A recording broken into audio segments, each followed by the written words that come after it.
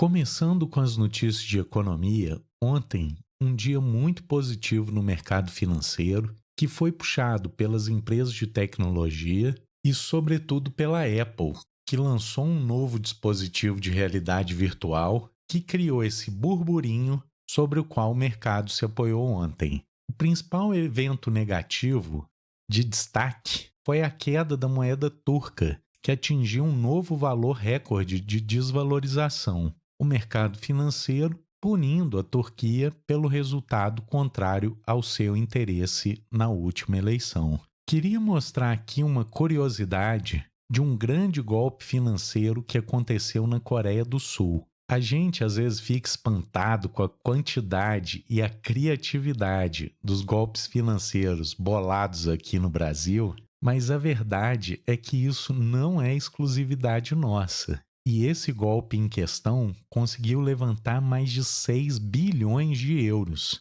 atingindo empresas, resvalando na credibilidade da própria Bolsa de Valores do país, mas, sobretudo, pegando um monte de celebridade que investiu na promessa de ganhos financeiros acima do mercado. Então, robozão da NASA, faraó das bitcoins, lastro em Alexandrita, não são problemas exclusivos do Brasil. Basta lembrar o caso do Bernard Madoff, que chegou a envolver quantias superiores a 60 bilhões de dólares e estava conectado com a mais alta sociedade nova-iorquina, confirmando que golpe não é um acaso no sistema atual, mas sim uma constante. E para finalizar as notícias de economia de hoje, eu só queria mostrar que dessa vez o FMI é que está alertando sobre o desenvolvimento de inteligência artificial, que vai ameaçar profundamente a estrutura do emprego no mundo todo. A declaração do FMI se apoia no dado, já discutido aqui, de que 300 milhões de empregos estarão ameaçados com a introdução dessas novas tecnologias. A organização alerta para o risco de uma ruptura substancial no mercado de trabalho e que existe um risco muito alto disso acontecer. O fundo argumenta que ainda existe muita incerteza relacionada sobre esses potenciais impactos da adoção da inteligência artificial, que essas possibilidades ainda abertas não devem ser desperdiçadas e a atuação do governo, a criação de uma regulação institucional e a expansão das redes de proteção social para evitar o caos que o desemprego em massa pode gerar são urgentes. E urgentes porque as mudanças serão rápidas, num ambiente de uma década ou um pouco mais. E se, segundo muitos analistas, a transformação das inteligências artificiais pode ser uma das mais profundas desde a Revolução Industrial, a adaptação da sociedade para essas mudanças tão rápidas será um dos grandes desafios. Dessa maneira, o FMI se junta às vozes que pedem uma intervenção estatal profunda e imediata nesse setor. Partindo para a geopolítica, ontem a notícia do dia é que a possível ofensiva ucraniana teria finalmente começado, com ataques em vários pontos da frente de combate. E para resumir a situação, eu vou mostrar aqui essa ilustração do La República,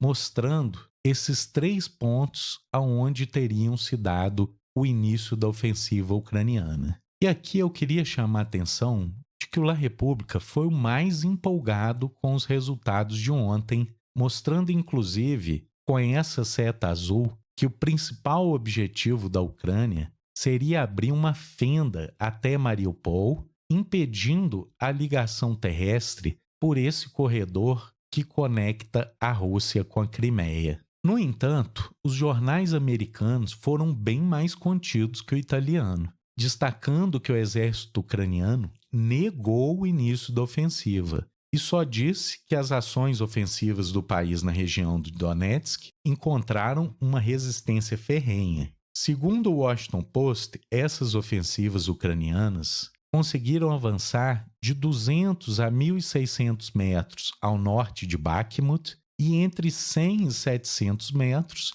numa outra região não muito distante. Segundo a narrativa da Ucrânia, isso seria só um teste em uma preparação de terreno para a ofensiva que será rápida e efetiva, segundo o porta-voz do exército do país. No entanto, o mesmo Washington Post traz que se a Ucrânia está tentando bombardear o território russo, a Rússia está revidando e de maneira muito mais profunda do que a Ucrânia tem conseguido. Então, voltando aqui rapidamente para o mapa, só para destacar que esses avanços de 100, 200 metros da Ucrânia está se dando aqui nessa região do fronte de combate, enquanto os bombardeios russos se concentram nos últimos dias contra a cidade de Dnipro e quando não atingindo até mesmo a capital. Um outro tema bastante discutido ontem foram as acusações do comandante do grupo Wagner contra o exército russo. Mas eu nem vou me deter nesse ponto, porque eu acho que tem mais fumaça do que fogo nessas declarações. Ainda nas questões geopolíticas, eu queria destacar uma controvérsia entre os países da Aliança do Atlântico Norte, porque os Estados Unidos vêm pressionando seus aliados europeus a expandirem e a se comprometerem com a segurança do Oceano Pacífico. O Emmanuel Macron, presidente da França, é o mais vocal em mostrar o desagrado com essa estratégia americana de empurrar os europeus para um envolvimento direto com financiamento da militarização no Oceano Pacífico. O Macron até se alinha com a estratégia americana na Europa de contenção e provocação à Rússia. Nesse ponto, não há divergência entre o Eliseu e a Casa Branca. Mas os Estados Unidos não está satisfeito só com a atuação europeia na Europa. Não, os Estados Unidos quer que a Europa financie a contenção e a provocação também da China. Inclusive, propondo a abertura de uma base da organização em Tóquio. E esse ponto é visto negativamente por alguns dos seus aliados europeus, como Macron demonstra. Só para deixar claro que essa discordância não é uma discordância ideológica. Não duvido nem um pouco que, se não envolvesse dinheiro, o Macron bem apoiaria a contenção da China. A questão aqui é que os Estados Unidos querem que a França pague para remilitarizar o Japão.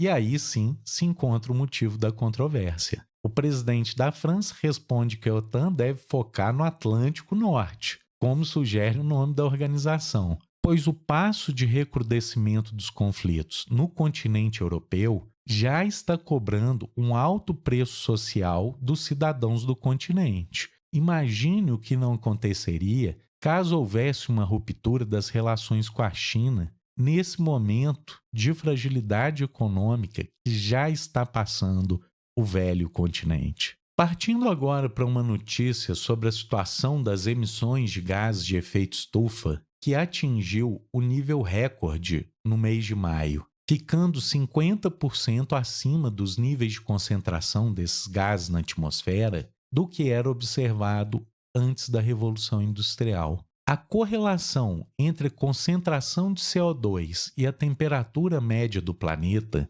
indica que uma concentração de 450 partes por milhão de CO2 na atmosfera equivaleria a um aumento de 2 graus Celsius na temperatura média do globo. Com o recorde atingido no mês passado, a concentração de CO2 na atmosfera alcançou o patamar de 423 partes por milhão, ou seja, só um pouquinho abaixo pelo que já foi considerado como um patamar de mudanças irreversíveis, o chamado tipping point do desencadeamento de consequências que ocorrerão depois dessa mudança tão repentina em termos geológicos, como essa mudança significativa da composição da atmosfera do planeta. Entre as consequências já sentidas, podemos citar que o ano passado foi o 5º ano mais quente da história. 28 países registraram recordes de temperatura,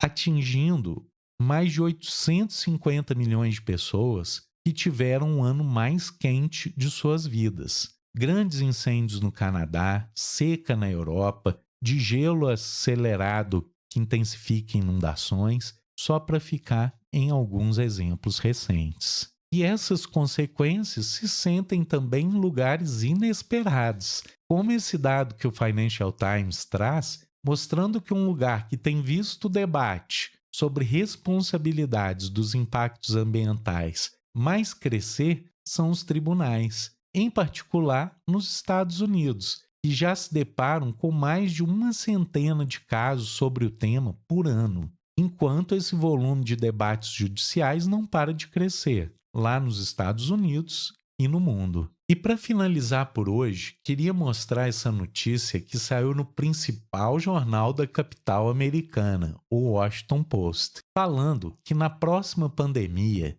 os Estados Unidos e o mundo têm muito a aprender com a experiência de Cuba no combate à Covid-19, em particular no que tange ao desenvolvimento de vacinas. A Organização Mundial de Saúde reconhece que, para melhorar a capacidade de resposta para tal pandemia, seria importante retirar as sanções americanas sobre o sistema de biotecnologia da ilha.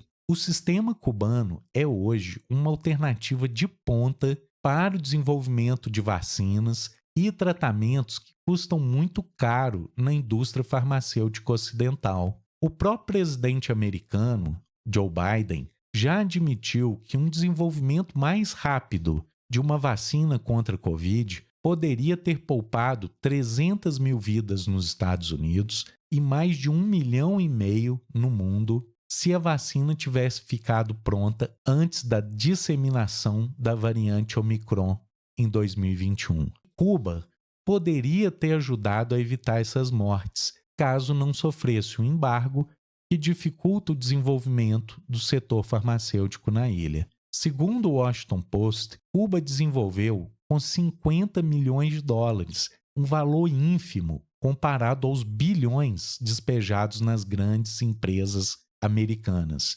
Não só uma, mas 2 vacinas com resultados de eficiência comparáveis aos obtidos pelas melhores vacinas do mundo. Se a BioCuba Pharma fez isso e está exportando com sucesso vacina pelo mundo todo, com embargos e com apenas 50 milhões em investimento, imagina como não poderia ter sido fundamental o seu papel no desenvolvimento de uma vacina mais rápida, no momento mais sombrio da pandemia, caso não houvesse um embargo que, segundo o próprio jornal americano, é envelhecido e que continua a ferir a economia cubana, mas, como acabamos de ver, acaba por prejudicar todo o planeta, ao não ter permitido a participação da bem-sucedida indústria cubana de atenção à saúde no combate à pandemia.